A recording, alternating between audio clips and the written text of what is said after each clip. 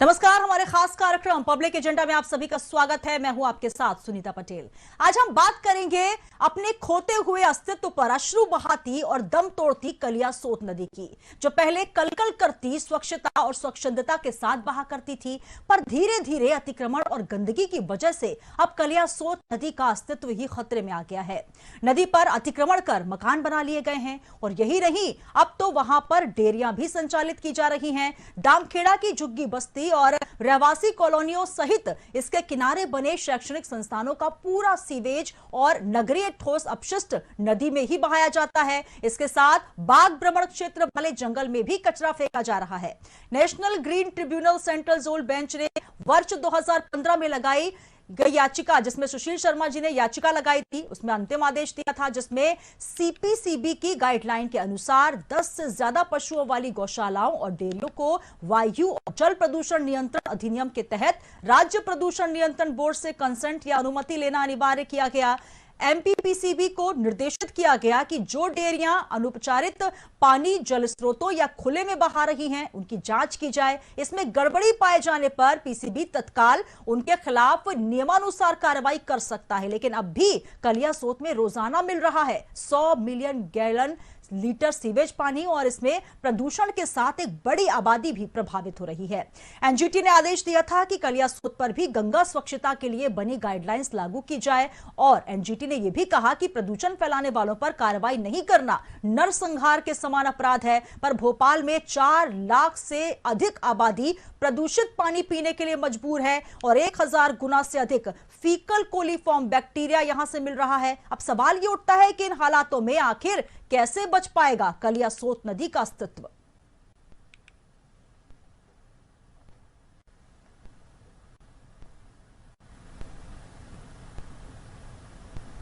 ये बारिश का भरा सर, बारिश का पानी चल रहा है झिर के, डैम का नहीं आ रहा है इसमें, ये बारिश का है जी जी। और ये जो पीछे झुग्गियां बसी वहाँ से जो कचरा आता है, हाँ इसी में तो डलता है। ये देखो आप देख तो रहा है ये सब। मेरा ये मानना है कि जल जीवन मिशन के अंतर्गत जिन गांव में काम चल रहा है उन गांव में भी प्रोग्रेस नहीं है। लोगों को, प्रदेश भर की जनता को शुद्ध जल पीने का अधिकार है। उनको शुद्ध जल देने का सरकार का वादा था, जो सरकार आज फेल होती दिख रही। लाखों परिवार ऐसे हैं जिनमें दूषित पानी जा रहा है। आपके पास जो आंकड़े हैं कि 4 लाख से अधिक परिवारों को मल मूत्र युक्त पानी दिया जा रहा है। मेरा सरकार से निवेदन है कि जनता का अधिकार है कि जनता को शुद्ध जल वितरित करे, शुद्ध जल की सप्लाई करे और शुद्ध जल पिलाए। लेकिन लाखों परिवार प्रदेश के अंदर ऐसे हैं कि जो दूषित पानी पीने को मजबूर हो रहे हैं। मैं राज्य सरकार से मांग करता हूं कि उन गाँव को, उन परिवारों को तत्काल चिन्हित करें और उनको शुद्ध जल पीने के लिए सप्लाई करें और उनकी व्यवस्था करें। भोपाल में 4 लाख से अधिक आबादी पी रही दूषित पानी। भूजल के स्रोतों के पानी की जांच में बड़ा खुलासा। एनजीटी के निर्देश पर एमपीपीसीबी की टीम ने नदी किनारे साल 2021 में किया था निरीक्षण। 1000 गुना से अधिक मिला फीकल कोलीफॉर्म बैक्टीरिया। कलियासोत नदी में बहा रहे सीवेज, 1.5 किलोमीटर दायरे में दूषित हुआ भूजल। एनजीटी ने दिया आदेश, कलियासोत पर भी लागू करें गंगा स्वच्छता के लिए बनी गाइडलाइंस।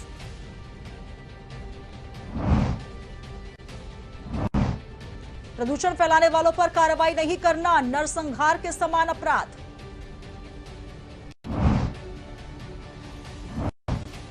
किनारे पर कब्जों के साथ अब बनी डेयरियां, सबका कचरा जा रहा नदी में। नदी के 1.5 किलोमीटर दूर स्थित कॉलोनी के ट्यूबवेल के पानी में भी टोटल कोलीफॉर्म बैक्टीरिया पाया गया। कलियासोत में रोजाना मिल रहा 100 मिलियन गैलन लीटर सीवेज।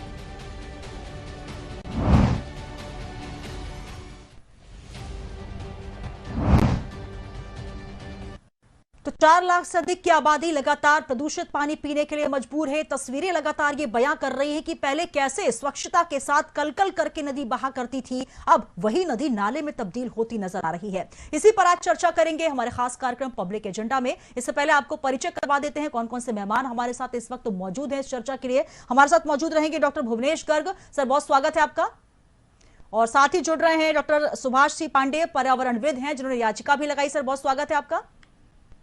जी, धन्यवाद जी। और साथ ही हमारे साथ जुड़ रहे हैं डीपी द्विवेदी जी, अध्यक्ष कोलार रहवासी संघ। सर, बहुत स्वागत है आपका।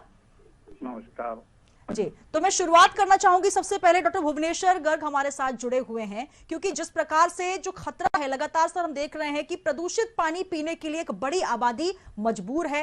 एक नदी जो पहले स्वच्छता के साथ बहा करती थी, धीरे धीरे उसका अस्तित्व कहां तक पहुंच गया है, नदी नाले में तब्दील होती जा रही है। और अब जिस प्रकार से आंकड़े आ रहे हैं, प्रदूषण का आंकड़ा लगातार बढ़ रहा है। जिस प्रकार से जो कोलिफॉर्म मिल रहा है, क्या लगता है ये पानी अब पीने योग्य बचा है, या जो भूजल स्रोत हैं वहां तक भी वो कचरा पहुंच गया है, वो गंदगी पहुंच गई है? तो इसका नतीजा क्या होगा?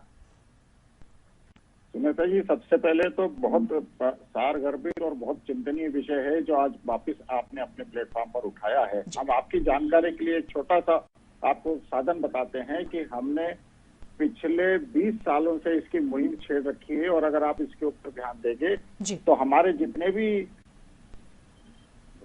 ये प्रकाशन है उसमें हम लगातार इसके ऊपर बात कर रहे हैं। मंगलम स्वास्थ्य पत्रिका ने 20 साल पहले कालियासोत और भोपाल के आसपास के सारे सिस्टम में जो सीवेज मिल रहा है, जो गंदगी मिल रही है, जो सब तरफ से गंदगी आ रही है, उसकी मुहिम चलाई थी। उसको हमने बहुत सारे प्लेटफॉर्म से उठाने की कोशिश की थी, लेकिन अनफॉर्चुनेटली वो कुछ नहीं हो पाया और स्थितियां वैसी की वैसी हैं। देखिए, वोट बैंक आधारित तुष्टीकरण वाली सरकारों के सामने ये बहुत बड़ी समस्या है।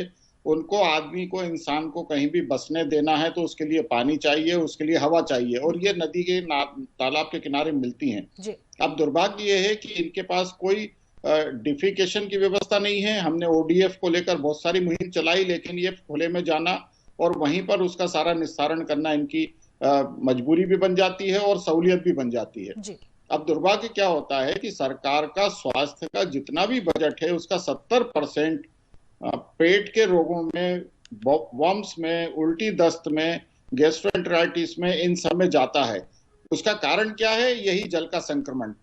तो खाली ऐसा नहीं है कि सिर्फ हम वहां पर गंदगी देख रहे हैं, बुरा लग रहा है, लेकिन दुर्भाग्य है कि हमारे देश में नदी, तालाब और जल स्रोतों को सुरक्षित करने की तरफ कोई भी प्रयास बेहद दोयम साबित हो जाता है इतनी बड़ी जनसंख्या के सामने, जिसके लिए वोट बैंक तुष्टीकरण सरकार की सबसे पहली जरूरत है।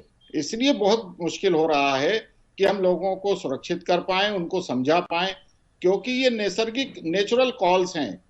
आदमी जाएगा, उसके पास व्यवस्था नहीं है, आपने उसको नदी के किनारे रहने दिया, आप उसको खाना बांट रहे हैं, तो वो वहां पर ही उसको अपनी नित्य क्रियाएं करनी है, उसका कोई उपचार नहीं है। हमारे यहाँ डिस्पोजल का कोई सिस्टम नहीं बना है। दुर्भाग्य यह है कि हमने पैरेलल नदियों के नदी वन कभी भी नहीं तैयार किए जिसमें आप पेड़ पौधे लगा सकें, जिसमें गंदगी जाकर नदी में ना मिले। हमने सारे नदियों में अपने नाले खोल दिए हैं। इसके लिए हमारी व्यवस्थाएं जिम्मेदार हैं, आदमी तो है ही। बिल्कुल, लगातार व्यवस्थाओं को अगर हम ये कहें कि जिस प्रकार से साल दर साल नदी का जो अस्तित्व है वो ढहा है, साथ ही प्रदूषण के चलते जो रहवासी हैं वो भी लगातार मजबूर है कि आखिर इस पानी का इस्तेमाल कैसे करें। और सबसे बड़ी बात है कि अब पानी तो बचा ही नहीं, पानी का जो स्तर है वो भी लगातार गिरता जा रहा है। हमारे साथ जुड़े हुए डॉक्टर सुभाष सिंह पांडे जी। सर, एक बहुत लंबी आपने इसके लिए लड़ाई लड़ी है और याचिका भी लगाई है। 2021 में जो है एनजीटी की टीम पहुंची और तमाम उन्होंने निर्देश भी दिए थे। क्या लगता है उसके बाद से लेकर अभी तक कितना उसमें परिवर्तन हुआ है, और जो निर्देश दिए गए थे, जो आदेश दिए गए थे, उनका पालन कितना हो पाया है? देखिए, 2014 में याचिका लगाई थी मैंने जी। 2014 में याचिका लगाई। याचिका लगाने के बाद ये समझिए कि 7 साल पूरे हो गए, 8वां साल चालू हो गया है जी। और इस दिशा में पहला स्टेप, जो पहला कदम होता है वही सरकार के द्वारा अभी तक नहीं उठाया गया जी। पहला कदम ये था जो मैंने याचिका में मांगा था कि आप पूरी नदी की जो 36 किलोमीटर की लंबाई है उसमें नदी कितनी चौड़ी है और उसके बाद वहां से कितना 33 मीटर का क्षेत्र जो ग्रीन बेल्ट के रूप में विकसित किया जाना था उसका चिन्हांकन और सीमांकन, आइडेंटिफिकेशन और डिमार्केशन किया जाए, वो ही जो पहला पॉइंट था वही पूरा नहीं हो पाया। जी। दूसरे पॉइंट में ये कहा गया था, मेरे द्वारा याचिका में लगाया गया था और कोर्ट ने जो आदेश दिया था कि जब एक बार चिन्हांकन और सीमांकन हो जाए तो जितने इसके ऊपर अतिक्रमण है उसको हटा दिया जाए। तीसरा पॉइंट जो दिया गया था वो ये कि जितना भी 33 मीटर का दोनों तरफ जो 100 फीट का जो इलाका होता है 33 मीटर के क्षेत्र में ग्रीन बेल्ट डेवलप किया जाए, हरित वन किया जाए। ये सब जो चीजें हैं वो जबानी रह गई और ना तो सरकार के द्वारा और ना ही किसी भी जिम्मेदार जो विभाग है उनके द्वारा इसमें कोई भी ऐसी रुचि ली गई जिससे एनजीटी के आदेशों का क्रियान्वयन हो पाता। यही कारण है कि नदी दिन ब दिन खराब होती जा रही और इन लोगों का दुस्साहस इतना बढ़ गया है कि लोगों ने नदी के अंदर ही फार्म हाउस काट दिए हैं। अब नदी के अंदर फार्म हाउस काटे जा रहे हैं। इसका सारा का दुष्परिणाम वहां के रहने वाली जनता को मिल रहा है और जो ये मल और मूत्र का पानी पी रही हैं। बिल्कुल, जिस प्रकार सर आप बता रहे हैं कि 2014 में आपने याचिका लगाई, एक बहुत लंबा समय हो चुका है और हालांकि बीच में ये भी जो खबरें आई कि उसके लिए वहां पर लगातार निरीक्षण किए जा रहे हैं, आदेश दिए जा रहे हैं और कहीं ना कहीं नरसंहार के समान ये अपराध है, ये कृत्य है, ये भी एनजीटी ने कहा, लेकिन उसके बाद अब तक कार्रवाई क्यों नहीं हुई? वजह क्या आपको गिनवाई गई? उसमें वजह सीधी तौर पर है कि जितने भी वहाँ बिल्डर हैं वो बिल्डर पॉलिटिकल पार्टियों से जुड़े हुए हैं, पॉलिटिकल पार्टी को फंड देते हैं और कई तो ऐसे नेता हैं जिन्होंने बिल्डरों के नाम से ही कॉलोनियां बना रखी हैं। जब उसमें राजनेता ही शामिल हों और वही जो है इन सब चीजों का अतिक्रमण करवा रहे हों तो फिर अतिक्रमण कैसे रुकेगा? ये मूल कारण है। इसलिए स्थानीय जितने भी नेता हैं लगभग सभी नेता इसमें खुद जुड़े हुए हैं और इसीलिए ये बहुत बड़ा भ्रष्टाचार का मामला होकर के सब रफा दफा होते रहता है। बिल्कुल, चलिए हमारे साथ अनिल बुलचंदानी जी जुड़ रहे हैं बीजेपी से। सर बहुत स्वागत है बुलचंदानी जी आपका। सर चर्चा आपने अगर सुनी हो तो हमारे साथ सुभाष सिंह पांडे जी हैं जो कि जिन्होंने याचिका लगाई थी। कोलार नदी का अस्तित्व आप भी देख रहे हैं क्योंकि लंबे समय से आप भी भोपाल में हैं और हम भी देख रहे हैं कि किस तरीके से एक नदी जो कि कलकल करके बहती थी स्वच्छता के साथ, लेकिन अतिक्रमण हुआ, डेयरियां वहां संचालित की जाने लगी, कॉलोनियां कटने लगी। लेकिन इस पूरी चीजों में, इन पूरे कार्यकाल में हमने देखा कि नदी और आसपास के जो लोग हैं दोनों का अस्तित्व खतरे में आ गया, क्योंकि अगर दूषित पानी आप पिएंगे तो कब तक आप बीमारियों से बच पाएंगे? और आखिर इस पर नकेल क्यों नहीं कसी जा रही सरकारों की तरफ से? सर देखिए, स्थिति तो दयनीय है और हमने नर्मदा का जल लोगों तक पहुंचाया और लगभग कोलार के 70 से 80% लोग आज कोलार के पानी का उपयोग कर रहे हैं जी। बिल्डरों ने जिस समय परमिशन लेते हैं, टाउन एंड कंट्री प्लानिंग और नगर निगम को एक आश्वासन पत्र देते हैं, उसमें लिखा रहता है कि वो उसके अंदर सीवेज ट्रीटमेंट प्लांट लगाएंगे इत्यादि इत्यादि की होती है। वो जो परमिशंस हैं कई बिल्डर पूरी नहीं कर देते हैं और अपनी तथाकथित कुछ लाभ अर्जित करने के लिए उस लाइन को उस नदी में जोड़ देते हैं और जो गंदगी के रूप में परिणित होती जाती है और जिसका खामियाजा समाज को भुगतना भी पड़ता है जी। सुभाष जी जैसे जागृत लोग अगर समाज में ना होते तो आज समाज की और बुरी दुर्गति होती। लेकिन समय समय पर जिस प्रकार से जागृति के लिए हम प्रत्येक सभी राजनीतिक दल दोषी भी हैं और इन्हीं राजनीतिक दलों के प्रतिनिधि कई बार जागरूक होते हैं तो समाज में परिवर्तन भी आता है जी। पिछले कुछ अवस्था से आप देख रहे हैं कि नगर निगम नहीं है, जो पार्षदों को मैं छोटे छोटे सिपाही मानता हूं और वो छोटे छोटे सिपाही आज पूरे भोपाल में नहीं है।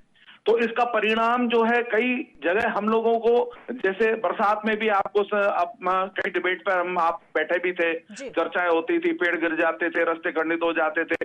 तो पहले जो पार्षद जाकर नगर निगम में चिल्ला चोट करते थे और मुद्दे उठाते थे, विषय उठाते थे, अब प्रशासनिक अधिकारियों के ऊपर किसी प्रकार की कोई शिकायत करने वाला है नहीं। तो ये उसका रेगुलेटरी कौन करेगा? इसकी रेगुलेटरी कौन करेगा कि जिस प्रकार से लगातार सुभाष जी बता रहे हैं 2014 से उन्होंने याचिका लगाई, इस बीच लगातार वो गुहार लगाते रहे कि आखिर कब इसमें कोई ठोस कदम उठाया जाएगा, एक्शन लिया जाएगा, लेकिन अभी तक ठोस कदम उठाना तो दूर, इस विषय में कोई जो है आदेश पारित नहीं हुए हैं। हालांकि एनजीटी ने बीच में जरूर कहा कि अगर ये अपराध पर नियंत्रण नहीं लग पाता है, क्योंकि एक अपराध ही कहा जाएगा, अगर कॉलोनाइजर वहां पर अवैध कब्जा करते हैं, अगर नदी का अस्तित्व खतरे में आता है और अगर जिस प्रकार से लगातार वहां पर जो कोलिफॉर्म मिल रहा है, प्रदूषण का जो स्तर है वो बढ़ रहा है, तो आखिर कौन नजर रखेगा सर इस पे? देखिए, एनजीटी के अधिकारियों ने ही बिल्डरों से मिली भगत से उनको एनओसी दी थी जी। और एनजीटी के अधिकारी इसके जवाबदार जिम्मेदार हैं।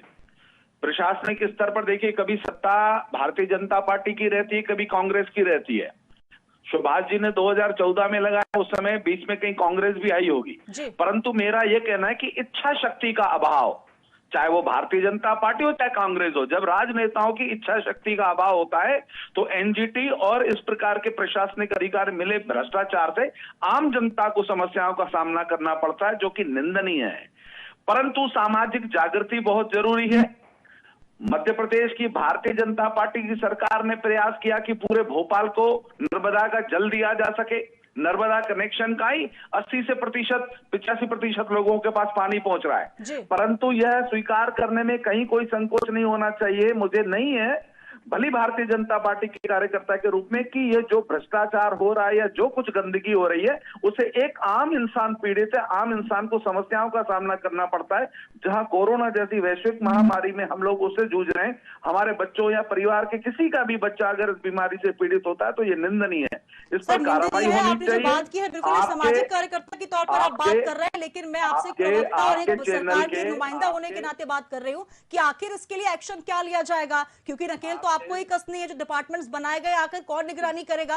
मैं आगे भी आप तक आऊंगी। मूलचंदानी जी हमारे साथ डीपी द्विवेदी जी जुड़े हुए हैं, अध्यक्ष कोलार रहवासी संघ।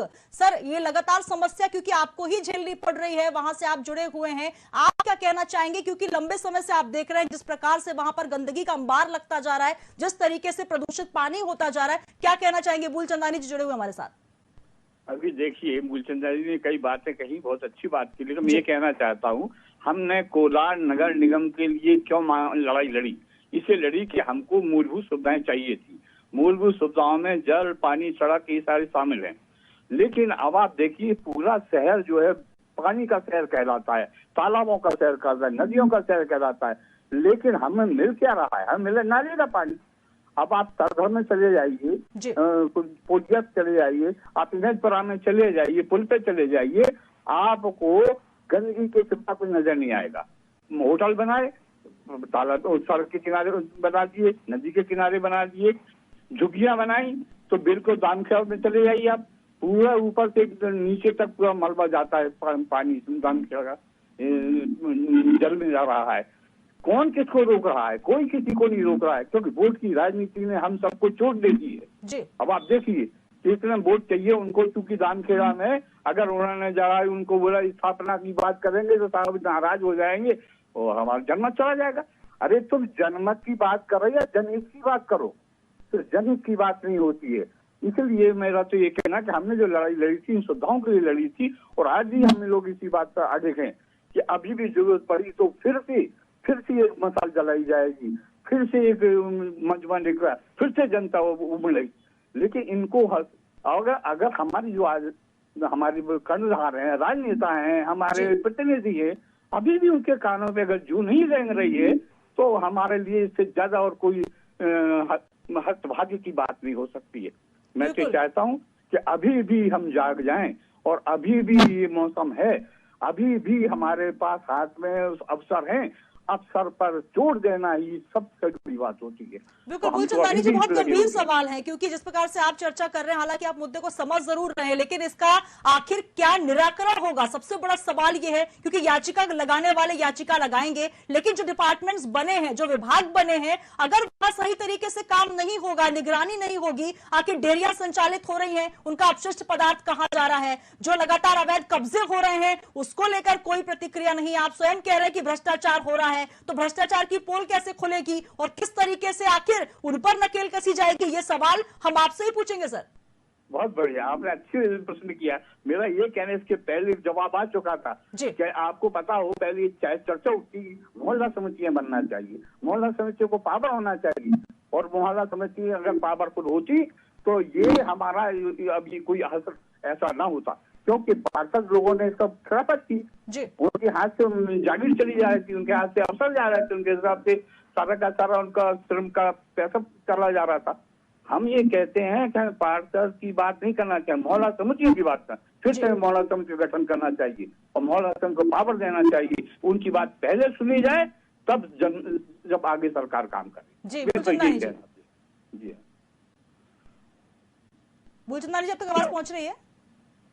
जी हाँ, आवाज आ गई मेरी बात, आपको मैंने बताया ना जी। मेरा तो उद्देश्य, मेरा तो ये कहना है कि आपने सर मेरे सवाल का आपने जवाब नहीं दिया, इसलिए मैंने आपसे वापस से सवाल किया कि आखिर किस तरीके से निगरानी रखी जाएगी, किस तरीके से सुधार होगा। और जिस तरीके से आप देख रहे हैं कि नदी नाले में तब्दील हो रही है, वहां पर अपशिष्ट पदार्थों का अंबार लगा हुआ है, भ्रष्टाचार स्वयं हो रहा है, ये आप स्वयं स्वीकार कर रहे हैं, लेकिन आखिर क्यों नहीं सवाल करेंगे सुभाष जी, क्यों नहीं सवाल करेंगे। हमारे साथ द्विवेदी जी जुड़े हुए हैं, वो भी वहां से लगातार संपर्क रखते हैं, एक लंबा उन्होंने अनुभव भी वहां पर महसूस किया है कि आखिर स्वच्छता से लेकर गंदगी तक का इतना लंबा समय, लेकिन सरकार, आपने जिक्र किया कि कांग्रेस की सरकार बीच में आई, लेकिन एक लंबा कार्यकाल तो आपका रहा है सर। आप बताइए द्विवेदी जी मेरे साथ के हैं, द्विवेदी जी ने बड़ा लंबा संघर्ष किया है, रामेश्वर शर्मा जी के साथ भी, सपनानी जी के साथ भी मिलकर इन्होंने कोलार की जागृति के लिए बहुत सारे काम किए हैं। परंतु आज आपके चैनल के माध्यम से जब आज इस प्रकार के मुद्दे उठते हैं, देखिए न्यूज चैनल पर हम डिबेट के लिए आते इसलिए कि विषयों पर चर्चा हो और विषयों का समाधान हो। आज चर्चा उठी है और जहां तक मैंने आपको कहा कि हमारी सरकार ने 85% लोगों तक तो नर्मदा जल पहुंचा दिया है, परंतु समस्या से हम इनकार नहीं कर रहे हैं, परंतु इस समस्या का भी समाधान होगा। इन बिल्डरों के ऊपर कठोर कार्रवाई होगी और एनजीटी के जो अधिकारी बिल्डरों से मिली भगत से इस प्रकार के भ्रष्टाचार को पनाह दे रहे हैं, उनके ऊपर भी निश्चित रूप से कठोर कार्रवाई के लिए मैं स्थानीय विधायक जी के साथ भी, सांसद महोदय से भी और सरकार से भी चर्चा कर आपको यथाशीघ्र इसका निराकरण सौंपने का प्रयास करेंगे। पांडे जी क्या कहेंगे? सुभाष पांडे जी,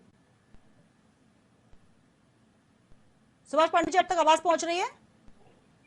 हेलो, हाँ बोलिए जी। सुभाष पांडे जी, मूलचंदानी जी जुड़े हुए हैं, उनका कहना है कि बहुत जल्द इसका निराकरण किया जाएगा, ठोस कदम उठाए जाएंगे। अगर एनजीटी के अफसर मिले हुए हैं या लगातार कोई भ्रष्टाचार हो रहा है तो उस पर नकेल कसी जाएगी। क्या लगता है आपको? 2014 में आपने याचिका लगाई, इस बीच आप किन किन नेताओं से मिले, किनसे आपने बातचीत की और क्या आश्वासन मिला? क्या मूलचंदानी जी जो आश्वासन दे रहे हैं उस पर आपको विश्वास है, लगता है कि जल्द से जल्द ये समस्या का समाधान मिल पाएगा?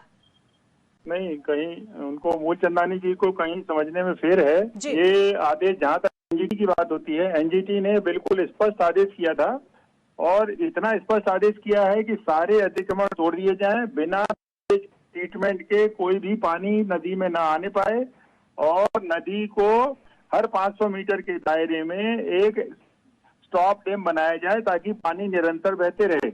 अब इससे अच्छा ऑर्डर हिंदुस्तान में नहीं बन सकता, लेकिन यदि जनता जागृत ना हो, यदि नेता लोग हिंदू मुस्लिम खेलते रहें और ये सरकार 17-18 सालों से लग करके भी अपने 8 साल पुराने आदेश पर अमल नहीं कर पा रही है, तो लानत है ऐसी सरकार को और ऐसी जनता को भी, जो अभी तक इतना मेहनत करने के बाद भी, मैंने अपने जान को जोखिम में रखने के बाद भी एक याचिका का क्रियान्वयन नहीं करवा पा रहे हैं हम लोग और तरह तरह की बातें करती है। जनता में थोड़ा सा भी है, जो आपके साथ पैनल में जुड़े हैं द्विवेदी जी और एक भुवनेश जी जो जुड़े हैं, मेरा उनसे कहना है यदि वास्तव में कुछ काम कर रहे हो तो आप आइए, मेरे साथ जुड़िए। हम इसके लिए फिर से मैं याचिका लगा रहा हूँ सुप्रीम कोर्ट में, और जब सुप्रीम कोर्ट में याचिका लगा रहा हूँ कम से कम उसमें मेरे साथ हो जाइए और हो करके इसका क्रियान्वयन करिए और नेताओं को सीधे जवाब देना सीखिए कि आप लोग जब तक हमें हमारी नदी साफ नहीं करेंगे हम वोट नहीं देंगे, भगा दीजिए। इन नेताओं को भगाना शुरू करिए, चाहे वो पार्षद हो चाहे विधायक हो, तब जाके इसका निराकरण होगा, वरना तो ये सब चीजें जो डिबेट तक सीमित रह जाएंगी और इसका कभी कोई निराकरण नहीं होगा। पांडे जी, आपकी समस्या को हालांकि हमारे साथ जो मूलचंदानी जी जुड़े हुए उन्होंने बहुत ही गंभीरता से लिया है, लेकिन सबसे बड़ा सवाल, और यही सवाल आप भी कर रहे हैं, लेकिन जिस तरीके से आप कह रहे हैं कि नेताओं को भगा दीजिए, ऐसा नहीं है, नेता ही आपकी समस्या का समाधान करेंगे, लेकिन किस तरीके से समाधान करना है ये बहुत जरूरी है, क्योंकि सरकार पर अगर विश्वास कोई करता है, अगर नेताओं पर, अपने जनप्रतिनिधियों पर अगर विश्वास जताती है जनता, तो कहीं ना कहीं मूलचंदानी जी जिम्मेदारी भी आपकी बन जाती है, सरकार की बन जाती है। और सबसे बड़ा सवाल ये कि भोपाल को सबसे स्वच्छ प्रदेश कहा जाता है, स्वच्छ नगर कहा जाता है, और मध्य प्रदेश की अगर हम बात करें तो स्वच्छता के मामले में जहां पर इंदौर नंबर 1 पे आ रहा है, जहां लगातार भोपाल की हम बात करें, यहां पर जो ग्रीनरी की बात की जाती है, लेकिन अगर कोई इतना बड़ा क्षेत्र जहां पर लाखों की आबादी है वो प्रभावित होगा तो कहीं ना कहीं ये जिम्मेदारी सरकार की बनती है और जिम्मेदार विभागों की बनती है। देखिए, सुभाष जी जैसे जागृत पुरुष जो इस भारत में प्रत्येक प्रदेश में, प्रत्येक प्रांत में, इन लोगों ने ही आज तक राजनीतिक लोगों को जगाए रखा है और मैं इनकी बातों से और इनके आज तक के किए गए कार्यों से पूर्ण तरीके से सहमत भी हूं और इनके किए गए प्रयास की तारीफ भी करता हूं। और सुभाष जी, मैं आज आपको वीआईपी न्यूज चैनल के इस प्लेटफॉर्म पे आपको आश्वस्त करता हूं मैं आपसे यथाशीघ्र मिलूंगा। आप हम मिलकर उन बिल्डरों के ऊपर कार्रवाई करेंगे जिनने सीवेज ट्रीटमेंट प्लांट नहीं किए हैं। उसमें हमारी सरकार आपका सहयोग भी लेगी और यथाशीघ्र जिन बिल्डरों ने, देखिए जनता को जागृत ऐसे होना चाहिए कि 25-30 लाख 40 लाख रुपए 50-50 लाख रुपए देके जो फ्लैट और बंगले खरीदते हैं और उनके एग्रीमेंट में लिखा रहता है कि वो सीवेज ट्रीटमेंट प्लांट लगा के देंगे, पानी का आरओ का सिस्टम लगा के देंगे, और अगर ऐसा नहीं लगाया है किसी बिल्डर ने तो जनता का भी दायित्व बनता है कि हमें शिकायत दर्ज कराएं। जनता भी कई बार शिकायतें नहीं कराती, परंतु आपने जिस विषय पर हमारा ध्यान आकर्षित किया है, निश्चित रूप से मैं आपसे मिलूंगा भी और इस पर कठोर कार्रवाई भी करेंगे। और जो बिल्डर नियमों को दरकिनार कर रहे हैं, शासन के और कोर्ट के आदेशों का उल्लंघन कर रहे हैं, आपको यथाशीघ्र उनके ऊपर कठोर कार्रवाई होती नजर आएगी। बिल्कुल, तो आश्वासन यहाँ पर दे रहे हैं अनिल मूलचंदानी जी। पांडे जी, लगता है कि बिल्कुल एक बात मैं बात कहना चाहता हूँ मूलचंदानी जी, मैं आपकी बातों के प्रति साधुवाद व्यक्त करता हूँ, लेकिन मेरा ये कहना है कि आप इस बात पर गौर करें कि 36 किलोमीटर की कलियासोत में किसी भी कॉलोनी में, वहाँ कितनी कॉलोनियां हैं, वहाँ 250-300 कॉलोनियां हैं, एक भी कॉलोनी वाले ने एसटीपी चालू हालत में नहीं मिला। जब हम लोग करने गए, सारी एसटीपी या तो लगी ही नहीं है किसी के पास, एक के पास नहीं, किसी के पास नहीं लगी है, और एक आध के पास जो लगी थी वो बंद थी। और तो और अब सोचिए कि वहां पर जेके हॉस्पिटल लगा हुआ है और जेके हॉस्पिटल जैसे हॉस्पिटल के पास ईटीपी नहीं है, और इसलिए कोरोना, कैंसर इत्यादि समस्त जितना भी मलमूत्र निकल रहा है वो भी नदी में जा रहा है। जिसके पास ईटीपी नहीं है उसको हॉस्पिटल चलाने की अनुमति कैसे मिली है? आप बताइए, जब इतने गंभीर चीजें सामने हैं और सब जानने के बाद भी जनता ये सहन करती है, तो धन्य है वो जनता जो इतनी चीजों को सहन कर रही है। मैं आपके साथ मिलकर, आपका सहयोगी बनकर, आपके सहारे से जो आज तक का आपका अनुभव है उसका पूर्ण लाभ लेते हुए इनके ऊपर कार्रवाई करने का आपको वचन देता हूँ, आश्वासन नहीं दे रहा हूँ मैं आपको जी। चलिए, बहुत बड़ी बात है यहाँ पर आप वीआईपी न्यूज के माध्यम से कह रहे हैं अनिल मूलचंदानी जी, और इसके लिए चैनल भी आपको साधुवाद यहाँ पर देना चाहिए, क्योंकि एक बहुत बड़ी आबादी है जो लगातार प्रभावित हो रही है। हमारे साथ डॉक्टर भुवनेश गर्ग जुड़े हुए हैं जिन्होंने बताया कि किस तरीके से जो गंदगी है जो यहाँ पर लगातार बढ़ती जा रही है, प्रदूषण ऐसा है सर कि वहां पर इंसान तो क्या जानवरों के लिए भी पानी पीने लायक नहीं बचा है। आप सोचिए कि इतना ज्यादा 1000 गुना से अधिक फीकल कोलीफॉर्म बैक्टीरिया मिला है। डॉक्टर भुवनेश गर्ग हमें समझा पाएंगे हमारे दर्शकों को, और साथ ही हमारे साथ अनिल मूलचंदानी जुड़े हुए हैं। सर, मुझे बताइए और हमारे दर्शकों को बताइए कि इस गंदगी से कितना नुकसान हो सकता है शरीर पर। सुनीता जी, ये बेहद चिंतनीय है। हम लगातार इसके ऊपर काम कर रहे हैं, हम लगातार बात कर रहे हैं। अगर आप देखेंगे तो हमने बहुत कुछ इसके ऊपर हमारे उसमें पत्रिकाओं में, हमारे आर्टिकल्स में छापा है कि ये जितना भी सीवेज और जल संक्रमण है, ये सिर्फ आपके पेट को नुकसान नहीं देता है, ये आपके लिवर को नुकसान देता है, ये आपके पूरे स्किन को नुकसान देता है। और देखिए, जैसे सुभाष जी एक बहुत बड़ा मैराथन काम कर रहे हैं, हम भी ये काम पिछले 25 साल से कर रहे हैं। दुर्भाग्य ये रहा है कि सुभाष जी और हम कभी मिले नहीं, तो ये मुहिम तो बहुत आगे तक पहुंचा दी जाती, और अल्टीमेटली सबको एक साथ आना होगा। देखिए, आज किसी भी बात की लीपापोती करना कि हम ये कर देंगे, हम वो कर देंगे, बहुत सीधी सी बात है कि जिस तरह से अनिल जी ने कहा कि हर बिल्डर को ये सिस्टम बना के देना ही देना है, तो ये क्यों नहीं हुआ? आज हम एक छोटे अस्पताल की बात करते तो वहां 25 लोग उसके ऊपर धमक जाते हैं, फायर वाला भी धमक जाएगा, नगर निगम वाला भी धमक जाएगा, और सब सारी कार्रवाइयों की बात होगी और उसकी एसएससी कर दी जाएगी। लेकिन ये बिल्डर्स और इनकी किसी भी कार्रवाई के ऊपर काम क्यों नहीं होता है? कहीं ना कहीं तो व्यवस्था में खामी है। क्यों आज सारे नेता बिल्डर क्यों बने हुए हैं? सारी जमीनों पे कब्जा है, सारी सड़कों पे कब्जा है, उनके हिसाब से बेहिसाब कंस्ट्रक्शन हो जाएगा और किसी तरह का नियम फॉलो नहीं होगा। ये बेहद चिंतनीय है और हमें सबसे बड़ा सवाल यही है कि मिली भगत इतनी ज्यादा है, इस स्तर पर मिली भगत है कि कहीं ना कहीं जो विभाग बने हैं उनके भी हाथ बंधे हुए हैं। सरकारें जो है वो आदेश पारित करती है या कहीं ना कहीं औचक निरीक्षण की बात जरूर की जाती है कि किया जाएगा, लेकिन जब जेब भर दी जाती है तो कहीं ना कहीं जुबान भी बंद हो जाती है। और यही वजह है कि इतना लंबे समय है, 2014 से याचिका लगी, लेकिन लगातार आदेश पारित होते रहे और उसके बाद भी कुछ हुआ नहीं। इसके लिए क्या कहेंगे? नहीं, हमने लगातार इसके ऊपर काम करने की कोशिश की है। मैंने आपसे कहा ना कि 2001 में हमने कालियासोत की सफाई की मुहिम चलाई थी, और वो सबसे पहली मुहिम थी जो बहुत सारे अखबारों ने उसको कवर भी किया था। वो हमारे मंगलम के प्लेटफॉर्म पर हमने पूरे पेड़ पौधे लगाने की कोशिश की थी नदी के दोनों किनारों पर, लेकिन आज कुछ भी नहीं बचा है। सब जगह से आप जाके देखेंगे तो जमीन में दबे हुए, मैं अनिल जी को बताना चाहता हूं, आपको अनिल जी जमीन में दबे हुए बड़े बड़े मोटे पाइप देखेंगे जो सीवेज के हैं, जो अस्पताल और कॉलोनियों से सीधे नदी में छोड़े जा रहे हैं। ये बेहद चिंताजनक है। बिल्कुल, कहीं ना कहीं बहुत सारी चिंता के सबब हैं और इसके लिए हम अंतिम प्रतिक्रिया में यहाँ पर डीपी द्विवेदी जी आपकी भी लेना चाहूंगी, फिर मैं बुलचंदानी जी के पास आऊंगी। सर, आप कुछ कहना चाहते हैं बुलचंदानी जी से, क्योंकि एक बड़ा मुद्दा है और कहीं ना कहीं मुझे लगता है कि अगर इस डिबेट के बाद ये मुद्दा सुलझता है, अगर इस पर कोई नकेल कसी जाती है, तो एक बहुत बड़ा यहाँ पर जो समस्या का समाधान हो जाएगा। द्विवेदी जी। मूलचंद जी बहुत अच्छी आश्वासन देते हैं, हम आश्वासन सुन के जिंदे हैं, एक्चुअली पूछा जाए तो इसके सिवा कुछ मिलता तो है नहीं। परंतु मैं ये कहना चाहता हूँ कि ये जो मुंचा जी कह रहे कि हम आगे देखेंगे, कुछ करेंगे वाला भविष्य काल जो है ना वर्तमान में आ जाना चाहिए और निकट वर्तमान में आ जाए तो हम इनका बहुत स्वागत करेंगे। हम तो इनका माल्यार्पण करके बताएंगे कि ऐसे भी हमारे यहाँ पर महापुरुष हैं जो कुछ कर रहे हैं। तो हम तो ये चाहते हैं कि कहने की बजाय हमें कुछ करने का मौका मिलना चाहिए, देखने का मौका मिलना चाहिए। तो अगर वो कर रहे हैं तो मैं उनका बिल्कुल साथ दूंगा और पूरा कोलार रहवासी संघ उनके साथ खड़ा हो जाएगा। बिल्कुल, बुलचंदानी जी अच्छे जनप्रतिनिधि होने के नाते, सरकार के नुमाइंदे होने के नाते आपने जो बात की है, क्योंकि हमारे साथ जो तीनों गेस्ट जुड़े हुए उन्होंने कहीं ना कहीं एक बहुत बड़ा मुद्दा उठाया है और ये मुद्दा उन लोगों से जुड़ा हुआ है जो आप पर विश्वास करते हैं, सरकार पर विश्वास करते हैं, और अब कहीं ना कहीं जिम्मेदारी आपकी भी बनती है। हालांकि आपने बहुत गंभीरता से इस मुद्दे को लिया है, इस विषय को लिया है। आपसे अंतिम प्रतिक्रिया चाहूंगी, आश्वासन या इस पर वाकई ठोस कदम उठाया जाएगा? सर बुलचंदानी जी, अब तक आवाज पहुंच पा रही है? सर बुलचंदानी जी, आवाज सुन पा रहे हैं? सर हेलो अनिल बुलचंदानी जी, अब तक आवाज पहुंच रही है? चलिए, बुलचंदानी जी तक आवाज नहीं पहुंच पा रही है और मैं एक बार फिर से पीसीआर से संपर्क करना चाहूंगी। क्या बुलचंदानी जी हमारे साथ जुड़े हुए हैं?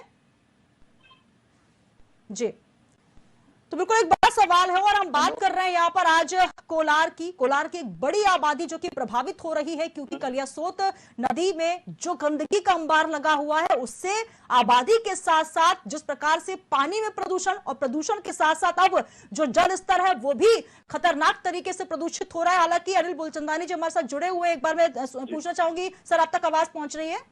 हाँ, जी बुलचंदानी जी, अब सारा दारोमदार आप पर है, क्योंकि हमारे तीनों जो मेहमान है बिल्कुल आप पर विश्वास भी कर रहे हैं। भुवनेश गर्ग जी, पांडे जी और द्विवेदी जी, तीनों का यही कहना है कि जल्द से जल्द मुलाकात भी करेंगे आपसे और आपसे आश्वासन नहीं बल्कि ठोस कदम उठाने की, गंभीरता से कदम उठाने का यहाँ पर हम एक स्पष्ट निर्देश चाहेंगे कि क्या वाकई सरकार इसको लेकर गंभीर हो पाएगी? मैं यथाशीघ्र मेरे तीनों साथियों से संपर्क स्थापित करके विधायक जी से भी चर्चा करके इस पर जो भी कठोर कार्रवाई होगी उसकी तरफ हम अग्रसर होंगे। आप जो शब्द कहे हैं उनको सती से पूरा किया जाएगा।